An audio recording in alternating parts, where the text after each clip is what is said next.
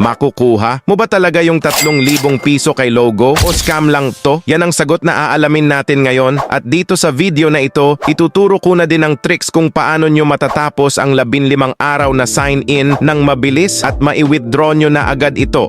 Ia-announce ko na rin pala ang ating 200 piso GCash giveaway. Ang kailangan mo lang gawin ay i-like ang video na ito, mag-subscribe, i-click ang notification bell at mag-comment ng hashtag na makikita sa video.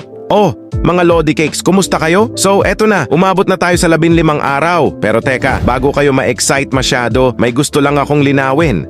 Akala nyo ba makukuha nyo agad yung 3,000 piso pagkatapos ng 15 araw? Medyo hindi pa, kasi may kasunod pa itong 10 araw at 5 araw. Kaya sa kabuuan, 30 araw ang kailangan para makuha yung 3,000 piso nyo. Pero hindi na rin masama kasi nga libre lang ito. Ngayon, payout time na tayo. Punta na tayo sa Honey Points. Makikita nyo dito na pwede na akong mag-withdraw. Pipiliin ko yung GCash at ilalagay ko lang yung information ko.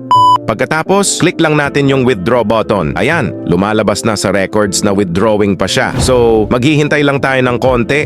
Oh, eto na, mga Lodi Cakes. Na-receive ko na yung 3,000 piso. Legit na legit, as you can see, success na siya. Kaya kung gusto nyo i-download itong app, ilalagay ko na yung link sa comment section.